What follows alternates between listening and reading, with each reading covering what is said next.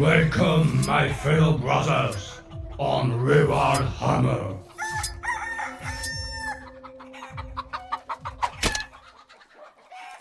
Ils sont les gardes du corps de l'empereur, ces 10 000, la mort dorée. Ils sont ses nobles émissaires et ses impitoyables bourreaux. Ils protègent ses secrets et gardent ses cryptes. D'une loyauté inébranlable et d'une détermination inflexible, ils sont le symbole de l'implacable courroux de l'empereur. Depuis 10 000 ans, ils sont les sentinelles du maître de l'humanité et défendent son glorieux palais. Ce sont les meilleurs guerriers de l'Imperium, modelés physiquement et mentalement dans un but que seul l'empereur peut pleinement appréhender. Ils forment une élite dont la force et la volonté sont invincibles. Chacun est un guerrier indépendant et une armée à lui tout seul. Engoncés dans des armures en auramite quasiment impénétrables, c'est avec des armes forgées à la main que les custodiens abattent tous ceux qui menacent l'empereur. Pendant 10 000 ans, ils ont opéré en secret. Plus maintenant. Désormais, ils parcourent les étoiles en nombre jamais vu depuis des millénaires. Malheur à celui qui s'en prend à eux.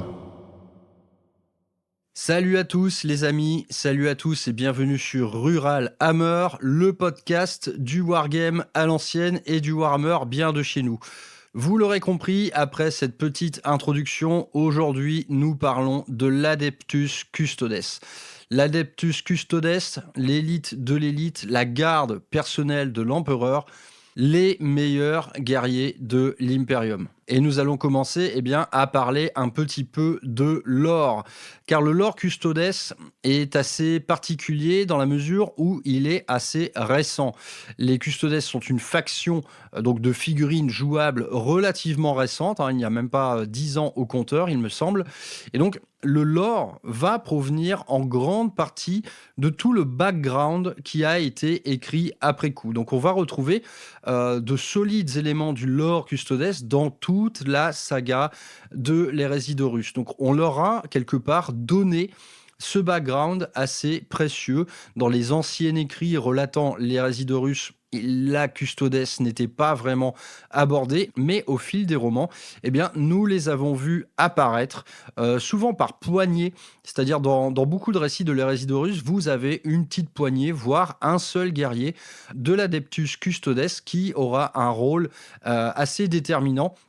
Car ce lore, ce background, justement, on va donner à l'Adeptus Custodes toute son importance. Et on verra jusqu'à l'assaut final sur le Vengeful Spirit, la garde Custodes est là. Elle est là durant les derniers moments de l'empereur. Finalement, elle est là tout du long. Donc naturellement, je ne vais pas faire une rétrospective de tout ce qu'a été l'Adeptus Custodes durant ces années-là, mais on peut remonter encore plus loin, c'est-à-dire avant même les guerres d'unification de Terra, c'est-à-dire quand l'empereur a pris le pouvoir sur sa propre planète suite à l'ère des luttes, et ensuite pour les débuts de la Grande Croisade. Donc la Grande Croisade a commencé principalement par, d'une part, la reconquête de Terra et d'autre part, la reconquête du système Sol, en commençant par Luna, ensuite Mars, avec la planète avec laquelle l'empereur a quelque part passé un deal avec l'Adeptus Mechanicus qui voit en lui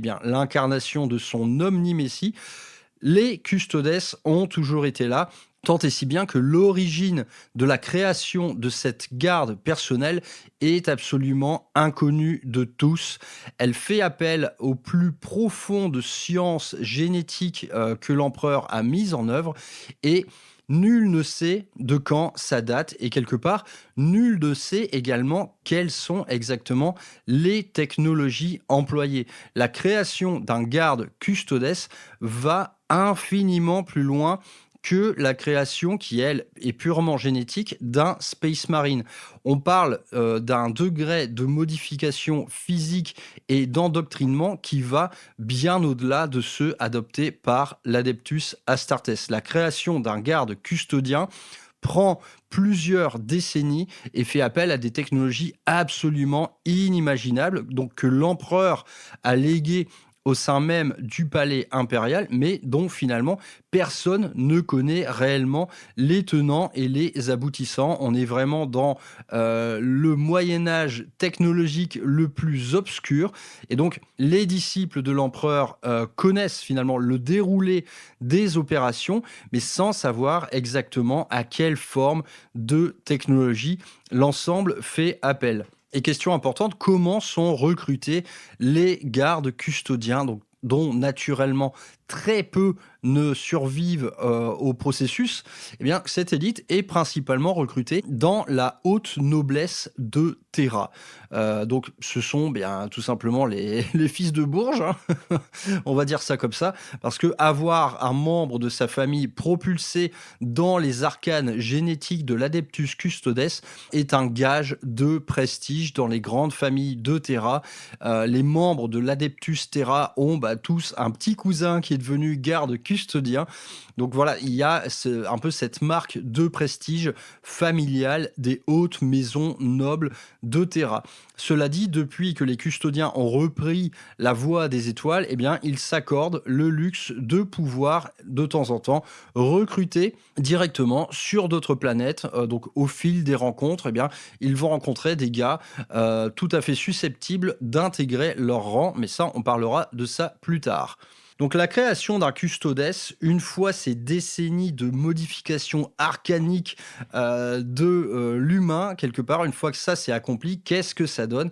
Eh bien, ça donne un soldat parfait, une véritable machine de guerre qui a le combat inscrit dans ses gènes et également finalement un degré d'endoctrinement psychologique qui va bien au-delà de l'Adeptus Astartes. L'Adeptus Astartes, quelque part, ils ne sont que des soldats. C'est-à-dire que dans des conditions de guerre, il y a ce côté fraternité qui est très important au sein de l'Adeptus Astartes.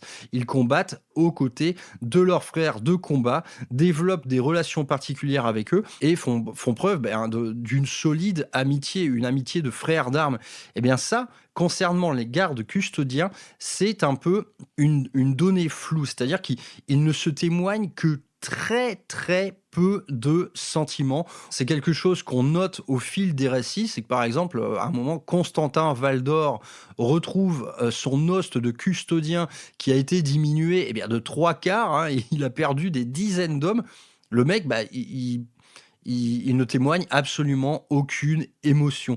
Ce qui fait des gardes custodiens des personnalités absolument impénétrables, tant ils sont voués corps et âme à leur devoir de protection, à leur prouesse martiale, à cette volonté de suivre l'empereur. Mais les mecs sont à 2000% dans la voie de l'empereur, tant et si bien qu'ils perdent ce qui fait finalement des humains. Ils sont réellement des créatures impénétrables qui peuvent être tout à fait effrayantes aux yeux finalement des humains, voire même de l'Adeptus Astartes. Et l'Adeptus Astartes, ils entretiennent une certaine forme de mépris envers cette caste qui a été créée après la leur.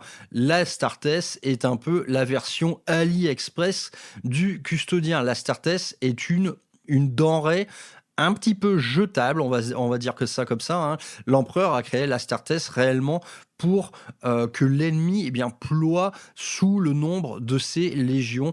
L'optique n'est pas du tout la même que celle de l'Adeptus Custodes, et donc aux racines de la création de l'Adeptus Astartes, il y a d'entrée de jeu un certain mépris de toute la caste custodienne, et en particulier celle de Constantin Valdor, le capitaine général de la Légio, qui se permet même de regarder les primarques de haut.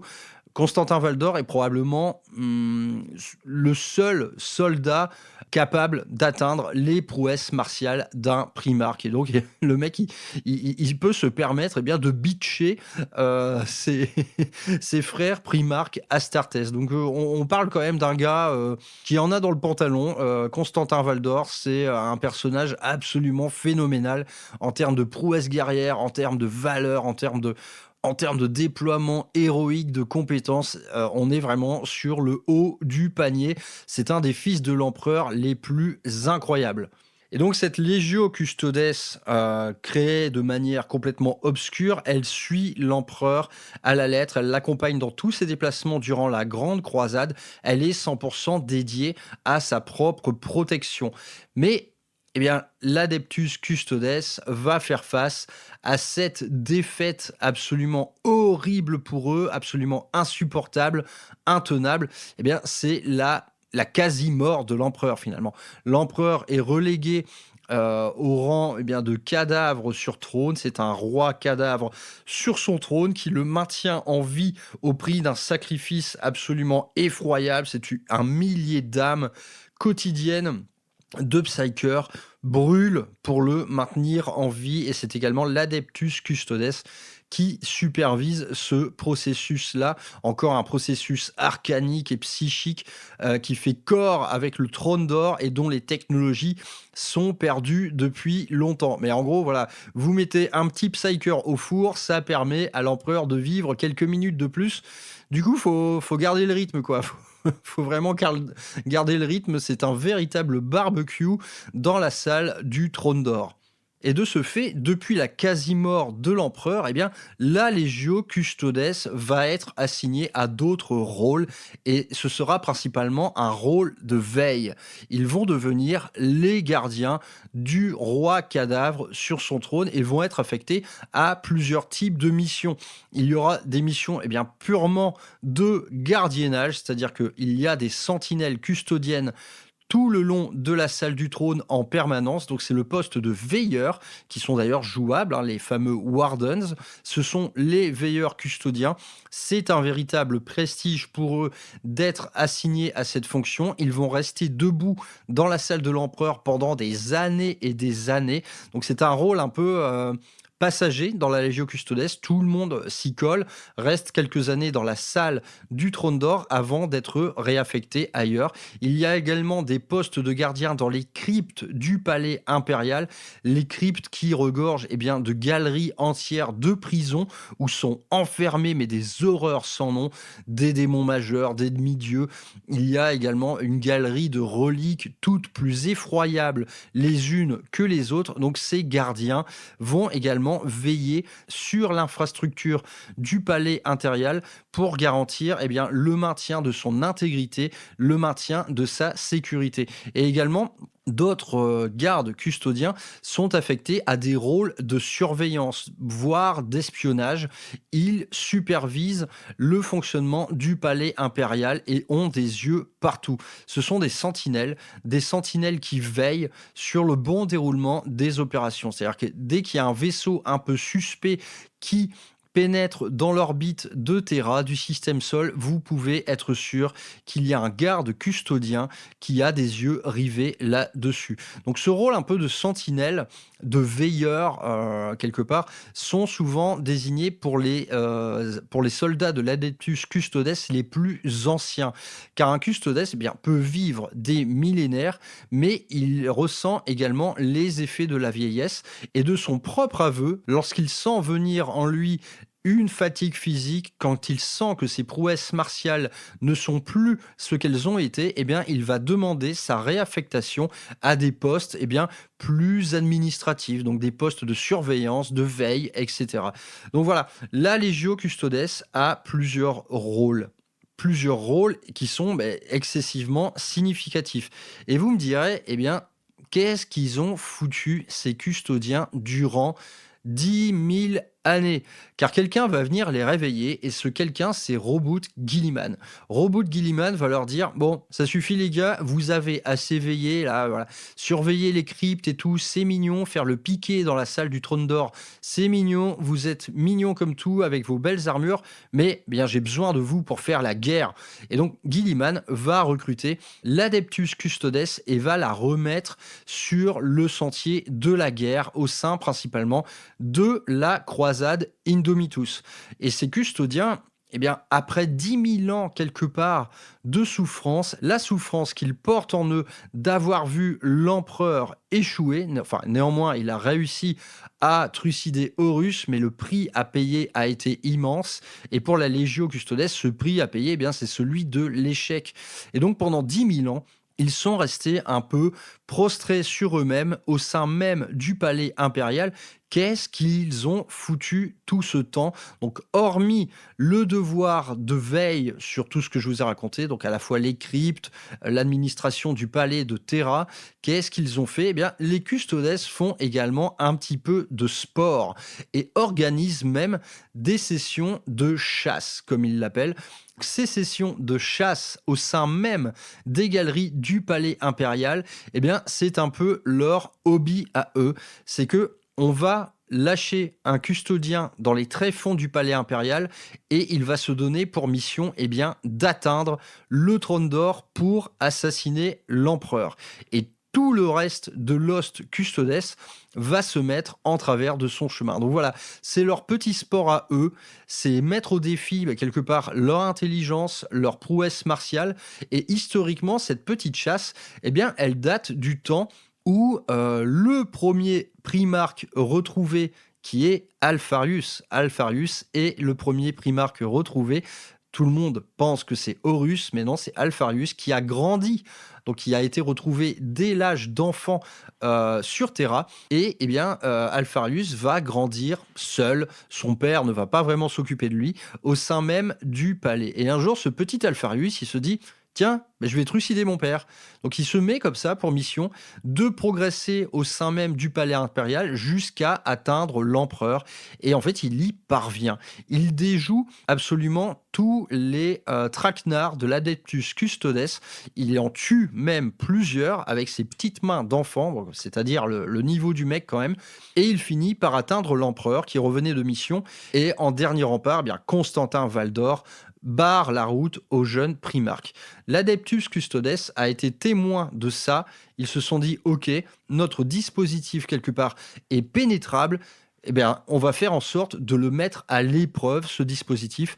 Et c'est là qu'est né eh bien, ce petit sport local, cette petite coutume guerrière qui est de lâcher un ou une poignée de guerriers au sein même du palais qui vont se donner pour mission d'atteindre l'empereur sur son trône d'or.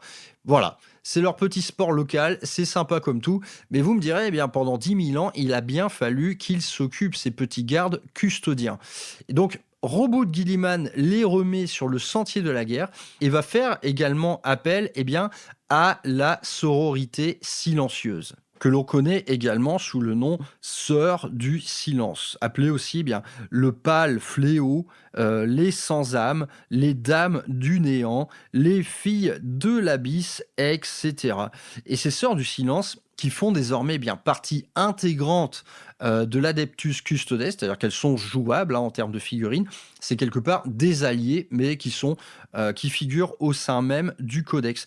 Eh bien, ces Sœurs du Silence, ce sont des traqueuses de sorcières un petit peu hautement spécialisées, ce qu'elles sont devenues expertes dans l'art de débusquer les psykers, car elles portent en elles ce qu'on appelle le gène du paria. Donc, le gène du paria, qu'est-ce que c'est? Déjà, ça concerne une quantité d'individus extrêmement rare, et ce gène du paria, donc, qui est apparu en même temps que a commencé à apparaître eh bien, le psychisme dans l'humanité, donc qu'on a vu apparaître eh bien, les premiers psykers. Ce gène du paria, il fait en sorte que bien, ce sont des individus qui n'ont absolument aucune présence dans le warp. C'est pour ça qu'on parle de sans-âme. Plutôt qu'en fait de représenter une lueur vacillante dans l'empyrée, donc l'empyrée qui va se nourrir des émotions humaines, l'âme d'une sœur du silence, eh bien, c'est comme un vide béant, un puits de néant qui va dévorer eh bien, la non-lumière du warp. Et du coup, pour ceux qui sont des psykers, dont la sensibilité au warp est très grande, une sœur de silence, c'est une abomination.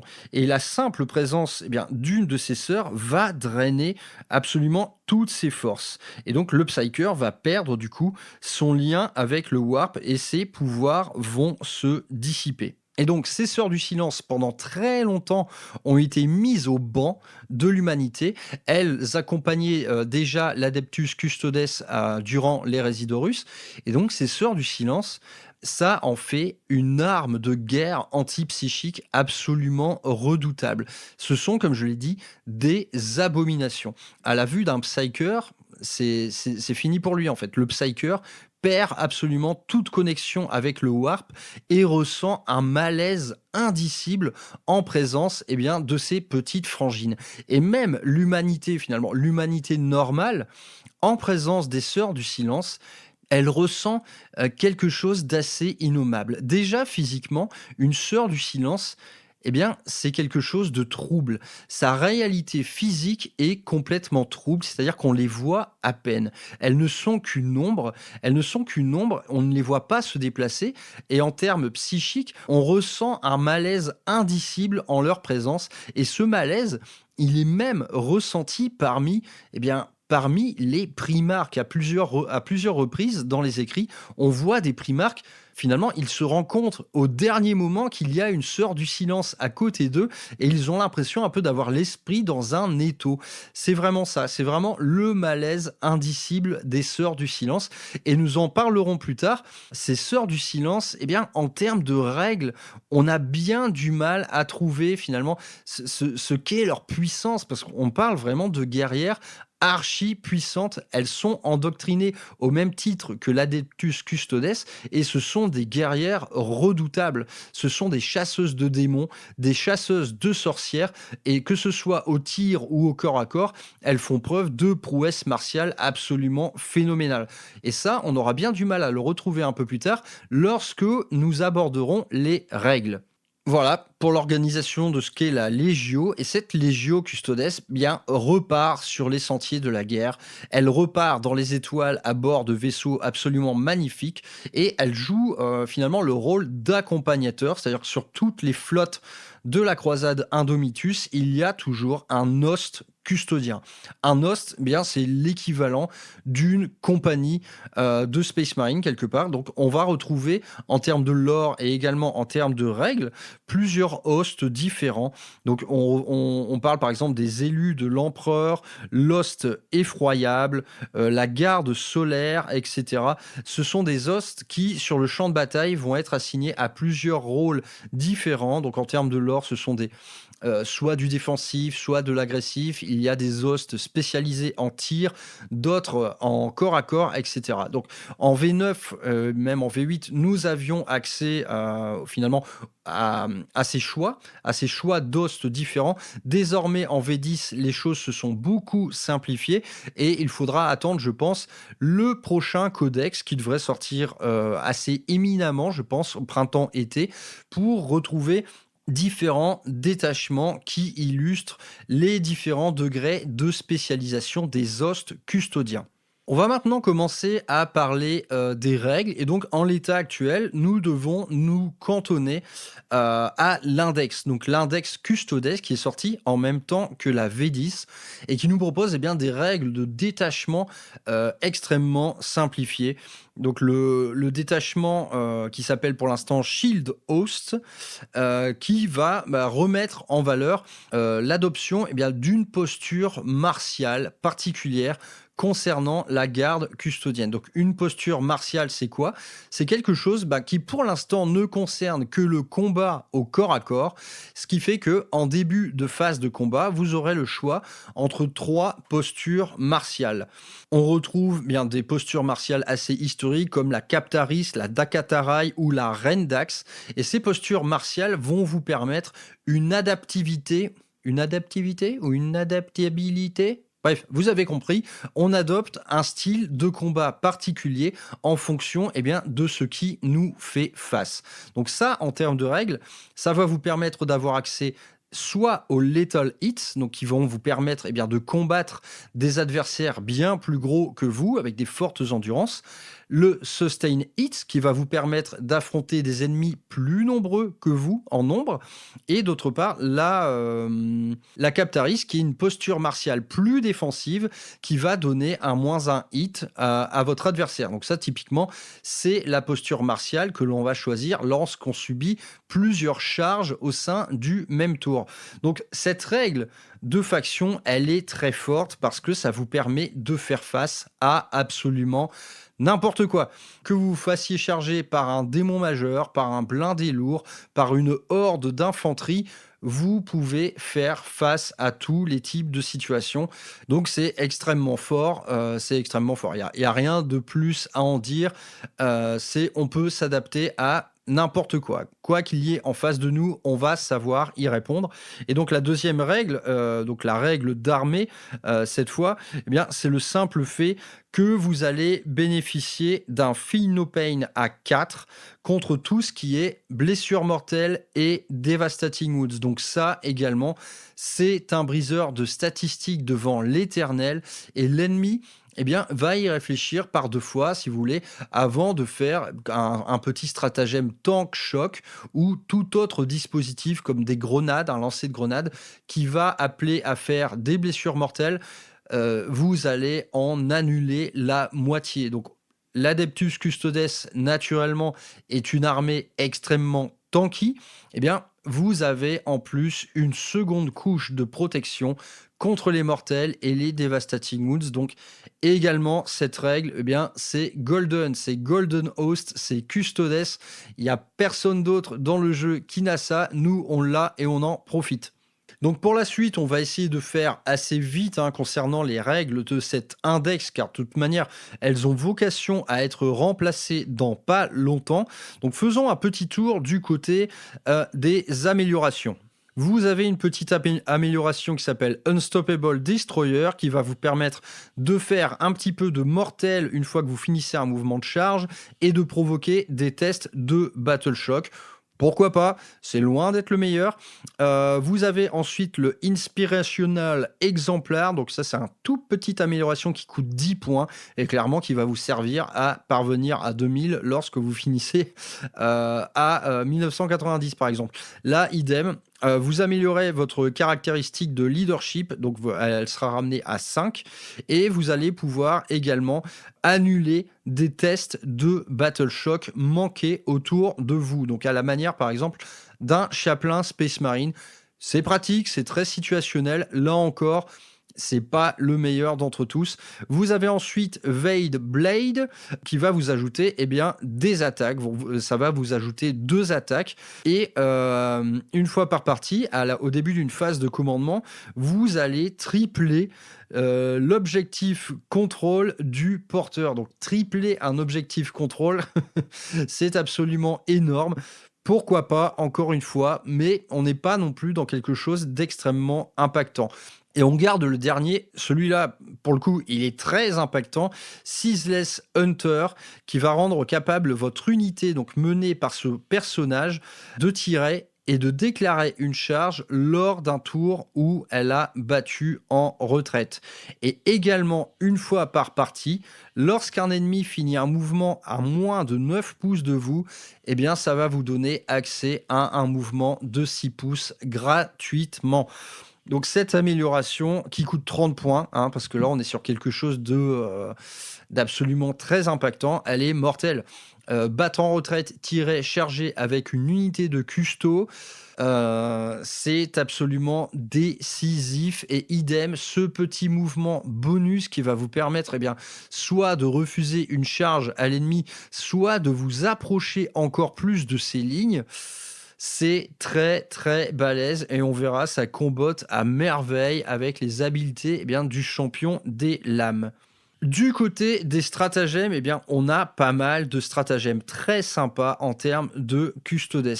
Vous verrez qu'il n'y a pas de stratagèmes défensifs supplémentaires. Et ça, c'est très bien parce que le custodes de nature est déjà suffisamment tanky. Et donc, on va retrouver plutôt des stratagèmes assez agressifs. Vous avez déjà le Slayers of Nightmares, donc qui est un battle tactique que vous pourrez utiliser gratuitement avec un capitaine qui va vous donner tout simplement un +1 bless contre les monstres ou les véhicules.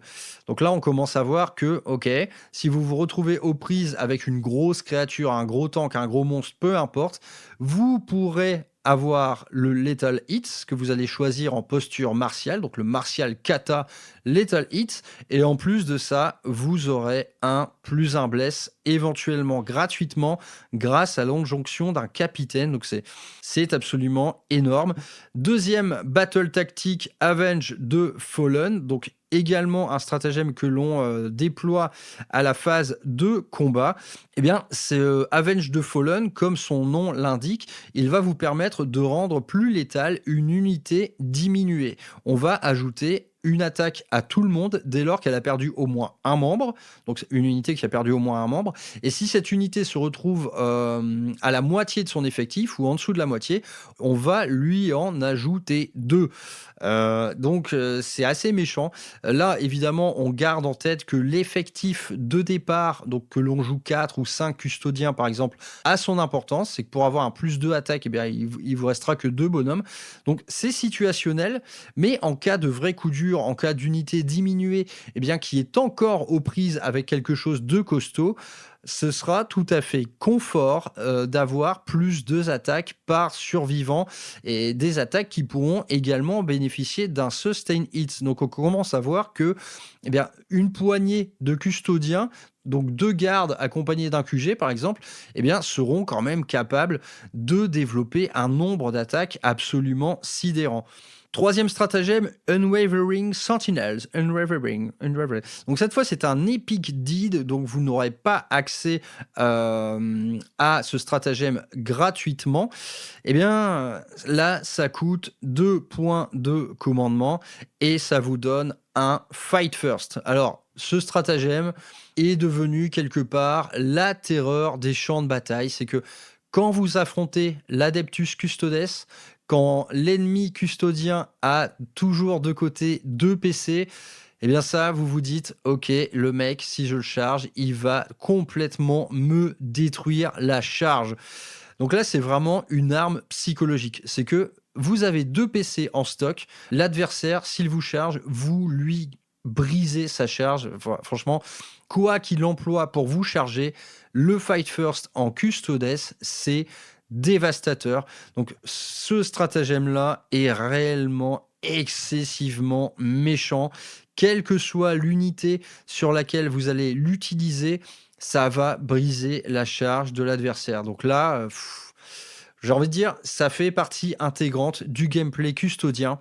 Faites en sorte de toujours avoir 2 points de commandement de côté. C'est pas forcément évident en V10, vous allez devoir faire des choix, mais dès lors que vous avez ces 2 points de commandement de côté, c'est une arme de dissuasion massive. Et l'ennemi, finalement, quand il fait face à ça, le seul moyen d'impacter, eh bien, ça va être d'opter pour des charges multiples. Et ces charges multiples, eh bien, il va faire en sorte de vous offrir le fight first sur l'une d'entre elles seulement et d'impacter ailleurs. Mais pour l'ennemi, eh bien, il va devoir être dans l'acceptation que l'une de ces charges va complètement pourrir. Autre stratagème archi puissant à 2 points de commandement qui cette fois est un battle tactique, eh bien c'est l'Arcane Genetic Alchemy. Ça va tout simplement vous donner une réduction des dégâts de 1. Donc dès lors que vous avez une unité menée par un capitaine, il va pouvoir vous offrir gratuitement une réduction des dégâts de 1. Donc ça, couplé avec la tankiness du Custodes, c'est absolument infernal pour l'ennemi. Vous allez pouvoir briser une charge complètement, quoi. Si vous êtes chargé à base de dégâts 2, vous pouvez complètement annihiler le potentiel létal de cette charge. Donc là, on commence à voir que sur le champ de bataille, si l'ennemi vous charge avec 2 unités, l'une d'elles pourra se faire annuler par un Fight First et l'autre pourra se faire complètement pulvériser son attrition avec un stratagème donné gratuitement par le capitaine. On commence à voir que le custo, ça ne plaisante pas du tout et de toute manière, il me semble bien que en l'état actuel des règles, le Custodes est complètement positionné en mode top méta ultra game et on comprend pourquoi. Un autre petit stratagème Epic Deed, ça se passe à la phase de commandement. Vigil Unending, vous allez pouvoir faire repopper un de vos gardes custodiens. Donc, il faut juste qu'il ait le mot-clé infanterie. Donc, on ne pourra pas s'en servir, par exemple, sur les motos. Et donc, ce stratagème à un PC en phase de commandement, il va vous permettre de réanimer un custodien mort au combat. Et le moindre custodien mort au combat, c'est 50 points d'armée. Et ça marche également pour les Alarus, pour les Wardens. Donc c'est infiniment précieux. Faire ripoper un membre d'unité, on sait très bien qu'en termes de règles, ça va vous permettre également de diminuer vos mouvements de charge. C'est très puissant. Ce stratagème à un PC, on a envie de le fumer à chaque tour. Mais comme je vous l'ai dit, un élément clé du gameplay custo, c'est toujours d'avoir 2 points de commandement de côté.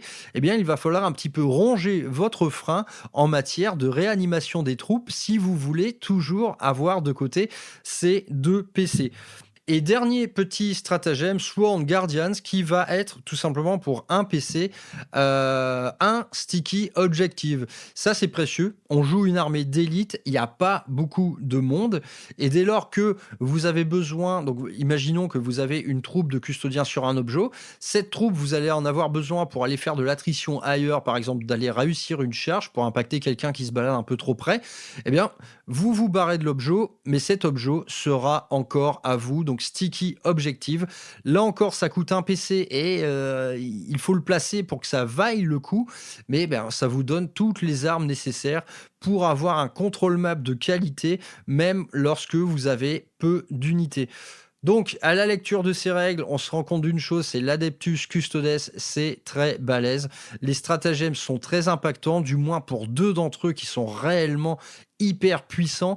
Du côté des améliorations, finalement, il n'y en a qu'une qui soit réellement game breaker, le fait de pouvoir battre en retraite, tirer, charger. Lorsqu'on joue custo, c'est absolument infernal. Et nous allons maintenant nous balader du côté des datasheets. Nous allons voir que les datasheets sont à l'avenant. Les custodes sont extrêmement forts. Donc on va commencer par la troupe de base. Donc c'est la meilleure troupe de base du jeu. Après on parle de gars qui valent 50 points pièce. C'est tout simplement le Custodian Guard. Donc le gardien custodien. 3 PV, endurance 6. Save à 2+, invulnérable à 4, et comme on l'a vu, Infinite Pain contre les Mortal Wounds et les Devastating Wounds. Donc un profil naturellement très tanky. Son habileté, ça va être d'avoir une reroll native des 1 à la blesse, que ce soit au tir ou au corps à corps. Et cette reroll, elle va devenir une full reroll des blesses dès lors que vous vous trouvez sur un objectif. Un garde custodien qui a full reroll des blesses, autant vous dire que c'est infernal. Ça peut buter absolument tout. Et donc, cette Custodian Guard, armée de lance, par exemple, elle est tout simplement une des unités les plus létales du jeu.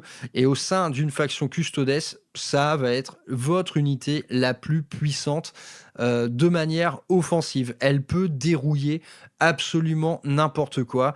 Ces petits gars, avec leur lance, cartonnent à force 7, PA-2, dégâts 2. Ils ont chacun 5 attaques, donc une unité de 5 custodiens.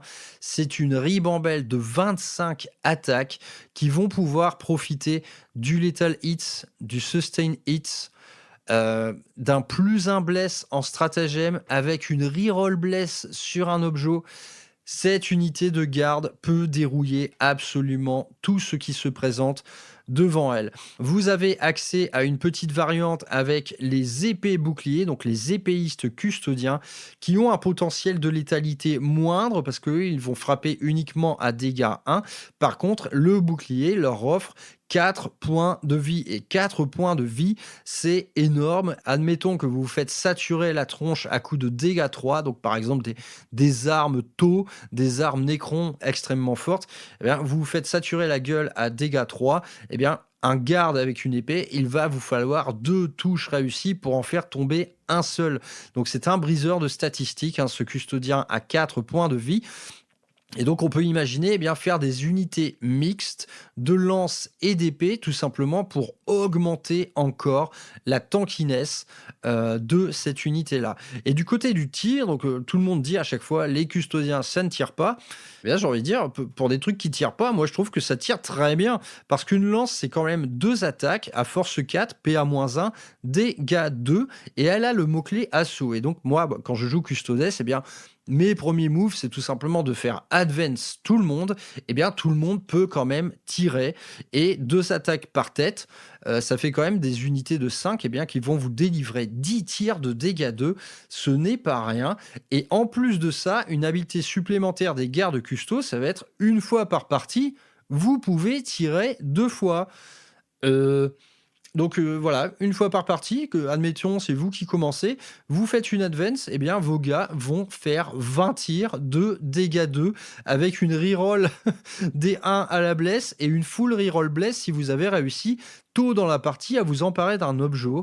Honnêtement, c'est quelque chose que l'ennemi ne voit pas venir. Encore récemment, j'ai eu une phase de tir absolument horrible sur une horde de destroyers Scorpec.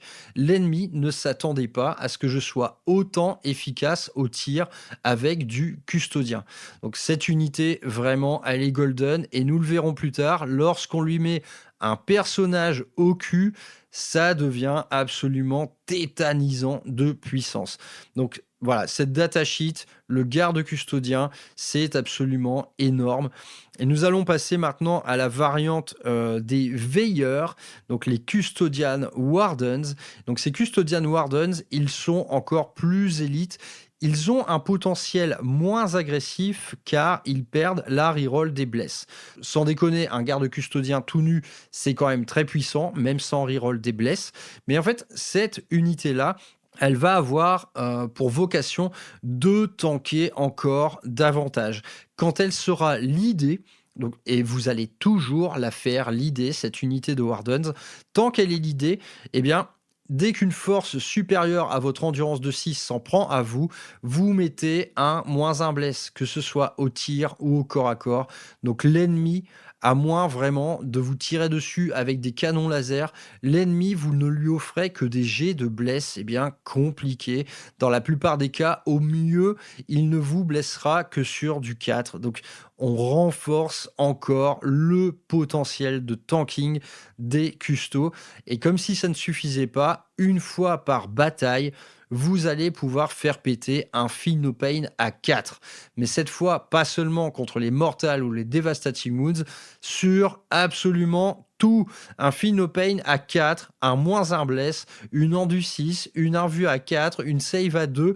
Et si vous lui mettez un capitaine à cette unité, vous pouvez vous offrir la réduction des dégâts de 1 pour 0 PC. Donc cette unité de Wardens, une fois par partie, vous allez la rendre absolument invincible. Et si dans le pire des cas, vous perdez un de ses membres, il peut ripoper en phase de commandement. C'est absolument délirant, c'est l'unité la plus tanky du jeu. Ils sont à 50 points pièce, mais honnêtement, ils les valent largement. Donc moins d'agressivité, mais bon, on parle quand même de custo, donc l'agressivité est là. Et un potentiel de tanking absolument faramineux. Donc cette unité, elle est vraiment là pour tenir les objets et massacrer tous ceux qui s'approcheront de trop près. Et pour finir sur l'infanterie custodienne, finissons par les Alarus. Les Alarus, donc là c'est l'élite de l'élite, une armure Alarus, ça c'est mentionné dans le codex. Son prix, ça vaut une couille, ça vaut un monde entier, une armure Alarus. Et ce profil passe à la vitesse supérieure parce que là on est sur 4 points de vie avec une endurance de 7. L'endurance de 7, elle est absolument infernale. C'est un des caps les plus décisifs concernant l'infanterie. Pour le reste, on garde ce profil d'attaque de custo normal, donc c'est-à-dire on est équipé de lance. Et en habilité, eh bien, c'est Slayer of the Tyrants. Cette unité va avoir une full reroll des blesses dès lors qu'elle s'attaque à un personnage, un monstre ou un véhicule. Comme son nom l'indique, ce sont des faucheurs de tyrans et ces gars-là sont là pour buter tout ce qu'il y a de plus fort sur la table. Et on garde à l'esprit que le mot-clé personnage, une unité ennemie menée par un personnage, eh bien cette unité entière a le mot-clé personnage. Donc vraiment, les Alarus ont une reroll des blesses intégrale sur toutes ces unités impactantes, qu'elles soient monstres, véhicules ou que sais-je. On n'oublie pas également qu'on a accès à un +1 bless. On n'oublie pas qu'on peut avoir du létal, du sustained. Les Alarus sont extrêmement forts. Une fois par partie, ils vont pouvoir également repartir en réserve gratuitement. Voilà, toutes ces unités-là dont j'ai parlé, custodiennes, elles ont également le mot-clé Deep Strike, donc vous pouvez les faire popper partout. Vous pouvez utiliser des rapides ingress. Vraiment, là, finalement, les 3 unités que je viens de vous évoquer, ce sont les unités les plus fortes du codex et parmi les unités les plus fortes du jeu. C'est absolument délirant de puissance. Cette infanterie custodienne est redoutable. Donc parlons maintenant un petit peu des autres unités comme les motos par exemple. Et ces motos, eh bien, elles ont un profil qui peut paraître un petit peu décevant comparé à l'infanterie. On a toujours 4 PV. En termes de profil d'attaque et tout, c'est du garde custodien, tout ce qu'il y a de plus standard, sauf que vous avez accès à un +1 bless dès lors que vous chargez, car ils sont équipés de lance. Et c'est à peu près tout pour ces motos. Ce sont des custodiens qui se déplacent de 12, donc c'est très précieux. Généralement, ces motos sont les premières à s'emparer d'un objectif sur la table et seront également les premières à recevoir les tirs ennemis, mais globalement, on est sur un profil qui paraît moins bon que l'infanterie. Et chose assez surprenante, nous n'avons pas de petits gains en endurance liés au fait que ces soldats soient sur des motos. On est toujours sur de l'endurance de 6. Si on se réfère finalement aux autres datasheets de motards du jeu, on aura dû franchir la petite endurance de 7. Donc ces motos, moi je les joue tout le temps, tout simplement parce qu'elles sont incroyables, elles sont super stylées. Mais bien, en termes de jeu, là on est sur quelque chose d'un peu en dessous de l'infanterie. Et bien, suite à ça, attaquons-nous à ce que sont les sorts du silence. Et ces sorts du silence, donc contrairement à ce que le lore nous fait croire, eh bien, ce sont des unités cheap, ce sont des unités pas chères, et ce sont des unités finalement qui sont réduites à des rôles de gardiens de but au sein de votre Legio Custodes, et c'est bien dommage. Je ne vais pas faire le listing des règles, mais quelle que soit la variante choisie, donc bolter, épée ou lance-flamme, il y a un gros manque de saveur du côté des Sœurs du Silence. On perd même finalement par rapport à la V9 cette capacité qu'elles avaient à mettre des bâtons dans les roues des psychers ennemis. Désormais, ce sont des petites règles absolument anecdotiques.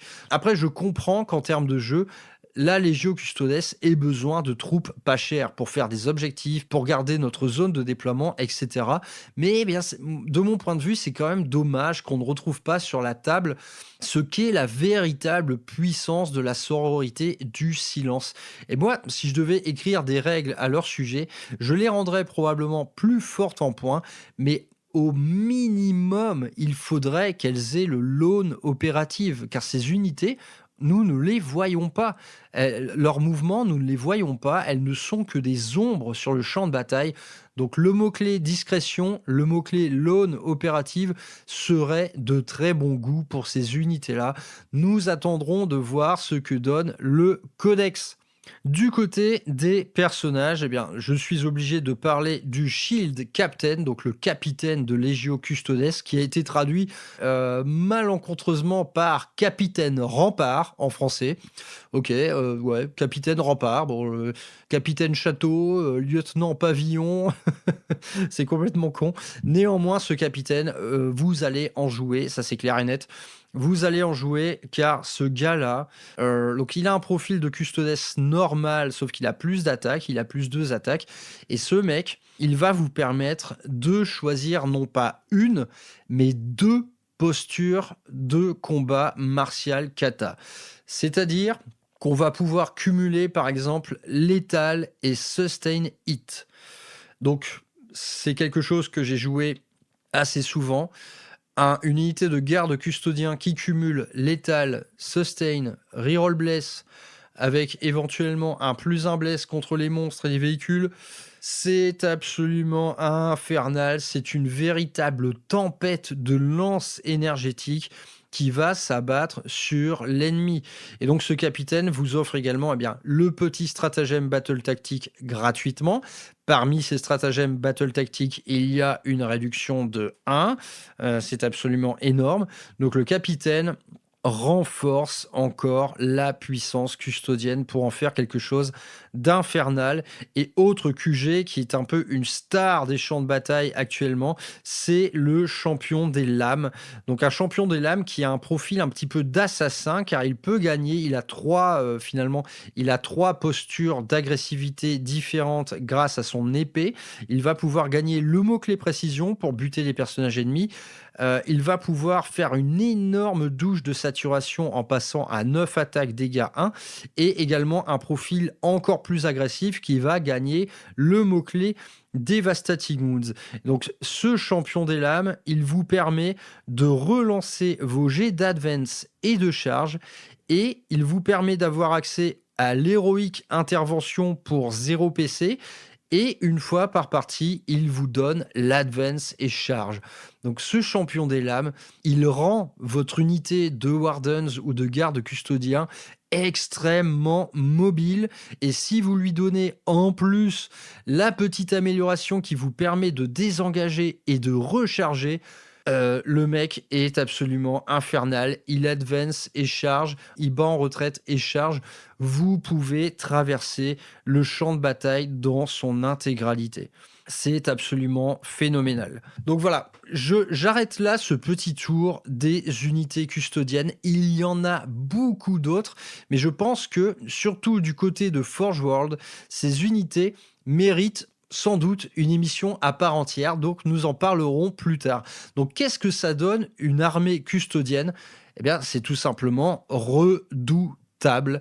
Et une armée, actuellement, on voit beaucoup ça dans les tournois, une armée optimisée en custodienne, c'est tout simplement une armée regroupant un maximum d'infanterie. Que ce soit Warden, Alarus ou garde custodiens normaux, le fait de cumuler ces unités menées par des personnages, c'est absolument redoutable. On parle de profils de gars qui peuvent faire face à n'importe quoi. Donc moi, dans ma volonté de faire une liste sympa, custodienne, c'est-à-dire qui ne soit pas un rouleau compresseur inarrêtable, eh bien généralement, cette infanterie, je lui accorde à peu près 800 points dans mon armée. Je vais jouer 2 unités de garde, une unité de veilleur et une seule unité de 3 Alarus. Et pour le reste, eh bien, je vais jouer des unités un peu plus exotiques, donc des motos, et le reste se passe chez Forge World, qui a des coups en points beaucoup plus inadaptés et des profils moins puissants. Donc c'est ma manière de faire une liste plus sympa en custo, c'est d'y greffer des Dreadnoughts, des motos, des Venatari, des Aquilons, des Sagittarum, des unités moins impactantes, parce que là, si on en reste au noyau dur des datasheets custodiennes, ça fait de votre armée mais quelque chose d'imbuvable. Si vous jouez 2 unités de Wardens et 2 unités de 6 Alarus par exemple, mais vous dérouillez absolument n'importe quoi. Donc le gameplay custo, honnêtement, il est à la fois redoutable et il est également permissif. C'est pour ça que c'est un gameplay qui va convenir, par exemple, pas mal aux débutants. L'armée n'est pas très compliquée à jouer, il y a assez peu de règles, et le débutant, eh bien, qui foire ses moves, qui se retrouve, par exemple, tout seul dans la pampa, il va pouvoir compter sur la datasheet pure et dure pour lui permettre de ne pas tant avoir de dégâts que ça. L'accès à du Feel No Pain A4, la datasheet simple finalement suffit à ne pas trop prendre la douche. Donc c'est une armée assez simple à jouer qui convient parfaitement à un débutant. Mais bien, méfiance, car une armée custodienne tout à fait standard, c'est-à-dire qui regroupe uniquement de l'infanterie, peut devenir imbuvable pour votre adversaire. Donc moi, je vous conseille d'y greffer des trucs de chez Forge World. Nous en reparlerons dans une autre émission, mais c'est le moyen d'avoir une espèce d'équilibre entre trucs optimisés et d'autres qui ne le sont pas du tout, rendant de ce fait votre liste custodienne sympa à jouer. Parlons maintenant, pour conclure un petit peu, de modélisme et de peinture. Qu'est-ce que ça fait une armée custo à monter et à peindre? Du côté des kits plastiques, honnêtement, la qualité est au rendez-vous. Toutes les figurines custodiennes sont superbes. Le kit de garde normaux vous offre tout ce qu'il vous faut pour monter des épéistes, des lanciers, pour mettre une bannière ou pas. Et l'originalité des kits custodiens, c'est que les QG, comme les capitaines, vont se faire à partir du kit normal. C'est-à-dire que vous aurez quelques options pour avoir un garde custodien qui a un peu plus de panache, un peu plus de décoration. Mais bon, j'ai envie de dire, ça sort pas trop du lot. Le simple fait de rajouter une cape, ça n'en fait pas, à mes yeux, un vrai capitaine. Et de ce point de vue, on peut aller piocher dans la gamme Horus Heresy, dans la gamme Forge World, qui va vous offrir des petits QG supplémentaires qui ont un peu plus de panache.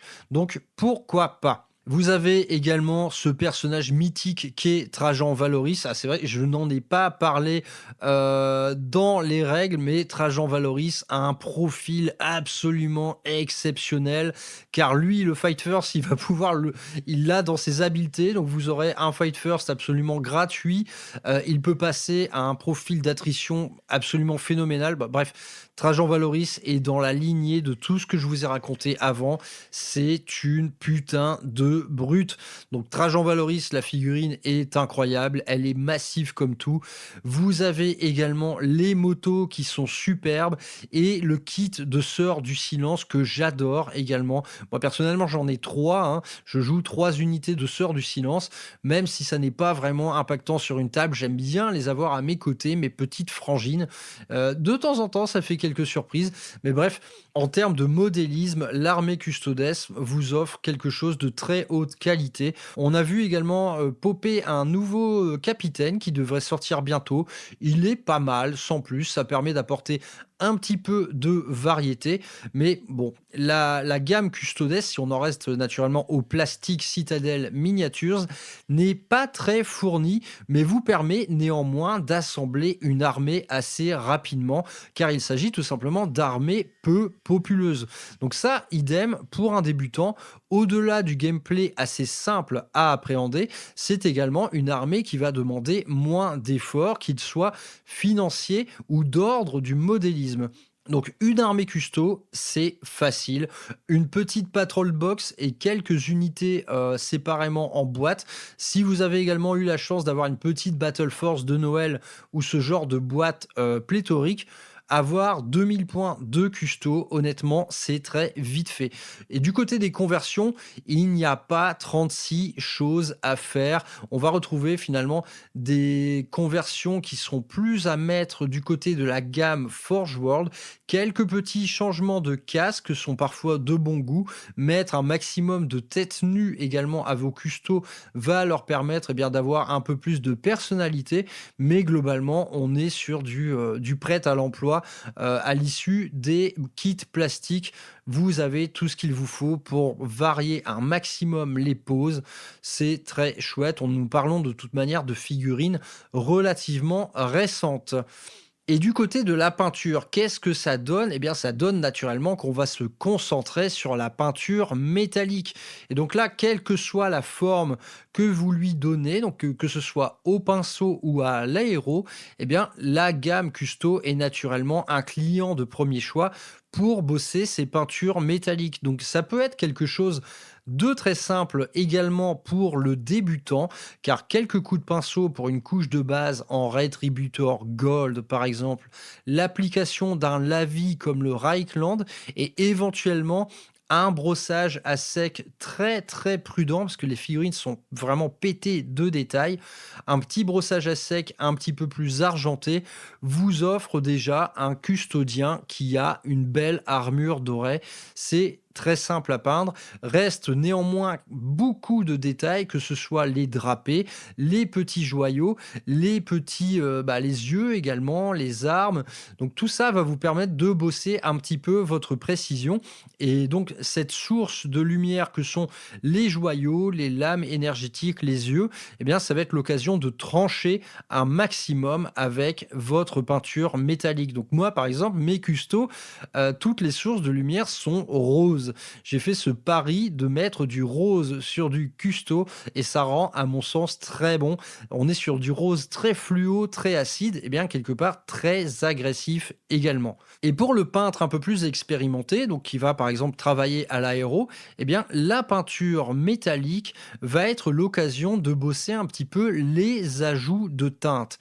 Un peintre expérimenté ne va pas se contenter d'une peinture métallique random comme le Retributor Gold par exemple.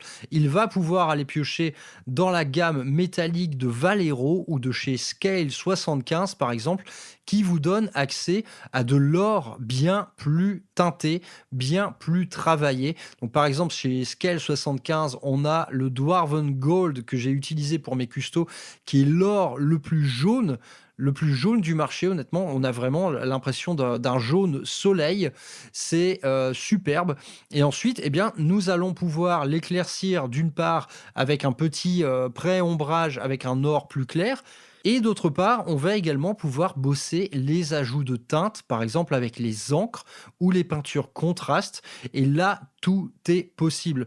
Donc à ce titre, moi, mes custodes, je suis parti sur une base de Dwarven Gold, donc un or très jaune, que j'ai éclairci à l'aéro avec un Citrine Alchemy, donc qui est un or extrêmement brillant et extrêmement clair. On est quasiment sur l'or le plus clair que je connaisse. On est quasiment sur de l'argent en réalité. Ensuite, j'ai bossé les ombres avec de l'encre bleue, puis de l'encre violette. Et une fois mon petit lavis de Séraphin Sépia appliqué sur l'entièreté de l'armure, j'ai fait des petits glacis de turquoise pour aller nourrir les lumières de l'armure. Donc ça, faire de l'ajout de teinte sur de la peinture métallique, ça va lui donner vie. Tout simplement. Votre armure dorée, dès lors que vous la manipulez sous la lumière du jour, cet ajout de couleur dans les ombres et les lumières, cet ajout de teinte va lui donner une quantité de nuances impressionnante. Donc c'est des techniques que j'avais découvert chez Sales Figurines à l'époque, qui lui avait une armée custodes avec un or très clair et il avait ajouté de l'encre violette dans les ombres et fait des petits glacis de vert dans les lumières. Là également, ça vous donne une quantité de nuances incroyable. Ces armures dorées prennent vie suivant l'inclinaison de la lumière que vous leur offrez. C'est tout simplement superbe. Et mine de rien, à l'aéro, ça va assez vite. Reste ensuite la partie fastidieuse qui va consister à repeindre en noir tous les détails, toutes les armes, avant ensuite d'y apposer vos OSL. Et les OSL custo, je ne peux que vous convaincre d'aller vers quelque chose le plus pétant possible. Donc de l'orange, du rouge, du rose, quelque chose qui contraste infiniment avec les armures. Donc il est possible de tout faire en vérité avec des armures custo. On peut très bien même imaginer des custodes argentés plutôt que dorés. Et les drapés également vont être une source de couleurs pétantes. Là, idem, je ne peux que vous conseiller d'aller vers du pétant, même si ça va dans le sombre. Choisissez par exemple du bleu sombre, du violet sombre, du vert sombre, mais qui demeure très impactant visuellement. Les custodes, c'est une armée extrêmement agréable à peindre. Moi, j'y ai pris énormément énormément de plaisir parce que bosser le métallique à l'aéro, ça donne vraiment une dimension supplémentaire au truc. Le prix à payer, c'est que ça ne rend que dalle en photo. Moi, je le vois, mes petits custos là sur Instagram, bah, finalement, ils cassent pas des briques, alors que quand je les ai sous les yeux, sous la lumière du jour, tous ces petits reflets turquoise, violet et bleu, ça a un look d'enfer. Ça prend véritablement vie sur un champ de bataille. C'est tout simplement magnifique. Voilà, je pense il n'y a pas grand-chose de plus à en dire. Finalement, une armée custodes, elle va pouvoir s'adapter à votre niveau actuel. Que vous soyez encore au pinceau, à l'aéro, que vous soyez débutant ou confirmé, vous avez, enfin, ces grosses armures dorées vont être un champ d'expression que vous allez pouvoir mettre à votre avantage pour progresser, pour acquérir de nouvelles techniques comme par exemple l'ajout de teintes de couleurs sur du métallique avec un aéro et de l'encre très bien diluée ou de la peinture contraste en glacis. Il y a plein de choses à faire, mais évidemment, je ne puis que vous recommander d'éviter le schéma traditionnel Game Workshop. Le Retributor Armor, à mon sens, c'est un or un peu bruni, comme Carla. C'est un or qui manque un peu d'éclat, qui est un peu trop marron à mon sens. Donc, aller vers des autres constructeurs, enfin des autres fabricants de peinture, aller vers des ors qui ont plus d'éclat, à mon sens, sera une excellente idée. Gardez à l'esprit que les gammes alternatives, comme par exemple chez Scale 75, elles sont utilisables que ce soit à l'aéro ou au pinceau. Et au pinceau, ce sont des peintures que vous n'allez même pas diluer pour en vraiment avoir un couvrage optimal. Mais donc, soyez précautionneux avec l'application de ces peintures au pinceau. Il faut que la couche soit très fine et donc il faut brosser pour ne pas que la peinture s'accumule trop dans les détails, car on parle ici bien d'une grosse pâte, une grosse pâte archi pigmentée. Donc prudence avec l'application de ces peintures métalliques qui sont souvent très épaisses. Écoutez, je pense avoir beaucoup parlé et franchement, j'ai rongé mon frein parce qu'il y a plein de choses à dire sur le gameplay custo, sur la peinture custo, et c'est bien pour ça que je compte y revenir, mais au sein d'une autre rubrique. Donc, no spoil, ça viendra. Je vous laisse en bonne compagnie des 10 000. C'est vraiment, les custodes, c'est une armée hyper plaisante à jouer. Le gameplay est simple. Tout est impactant sur la table. Mais donc, moi, je fais l'effort de m'auto-nerfer en custodes parce que j'aime pas avoir sur la table une unité exclusivement composée d'infanterie qui dérouille absolument tout. Donc, c'est pour ça que jouer des Venatari, des Aquilons, des motos, des Dreadnoughts, même le petit châssis Caladius, ça permet d'ajouter un peu de light. Mais en vrai, jouer mou en custodes, c'est absolument impossible.